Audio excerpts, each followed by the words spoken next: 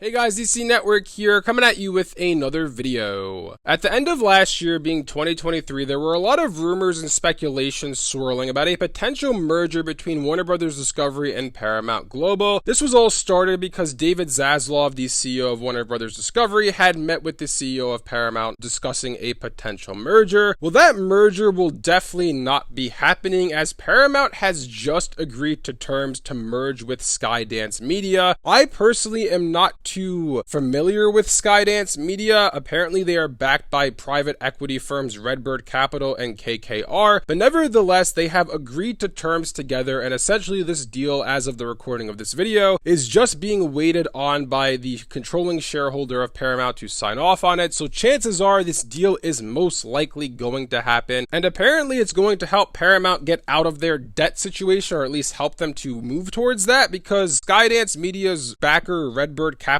is going to contribute $1.5 billion to help Paramount get out of their $15 billion worth of debt. So that's going to help them a little bit there. But nevertheless, I want to discuss two things in this video. Briefly, I want to discuss what this means for Paramount, and then I want to discuss what this means for Warner Bros. Discovery, because obviously they were discussing a potential merger with Paramount. So first and foremost, when it comes to Paramount, as I said before, I am not too familiar with Skydance Media. Apparently they made Ghosted, which is an Apple TV Plus original film, which great movie by the way if you haven't seen it. Other than that, I really don't know anything about them. Needless to say, whenever a merger happens, right, or an acquisition happens, things are going to change. There are going to be changes made at both companies. Hopefully there are changes for the good here and not changes for the bad when it comes to Paramount. Like, for example, there have been some positives coming out of Paramount over the past few years. Like, for example, Avatar: The Last Airbender. It's actually a show that I am currently binge watching. I've never seen it before, actually. I really do like it. If you haven't checked it out, I recommend that series to you guys, especially if you're a fan of some action shows like Ben 10 and whatnot. Paramount recently, a few years back, they founded a new studio for Avatar: The Last Airbender, and they're going to be making a lot more Avatar content going forward. I hope the positive things like that, I hope the positives like, for example, the new Teenage Mutant Ninja Turtles movie, Mutant Mayhem, I hope those things that are good that they've been doing don't change, but obviously you want them to become a better company for the merger. That remains to be seen, only time will tell there. But as for Warner Bros. Discovery, what does this mean? Obviously, since this news broke, there will be no Warner Bros. Discovery Paramount merger, but apparently Paramount was also discussing mergers with Apollo Global Management and Sony Pictures, and they had offers from both. So those might be two companies to watch out for when it comes to Warner Bros. Discovery and a potential merger that could be coming. We recently discussed if a potential merger is coming, and I'll leave a card above to that video. But interestingly enough, David Zaslav actually spoke to Variety a few days ago on May 30th discussing potential mergers and acquisitions, and he says that apparently he does see opportunities in the next 2 to 3 years, which is rather interesting to hear from him, because this is the same person that said recently that they aren't going to explore another merger. They want to be their own entity and survive on their own, and I discussed in my video recently that I just don't see that as a feasible possibility for them. I think a merger or acquisition is going to have to happen for Warner Bros. Discovery to survive, and apparently David Zaslav agrees, because he said, I think some companies will be for sale. We can be opportunistic, but we're going to be very disciplined. He goes on to say, I think there's likely going to be some consolidation. There are a lot of players that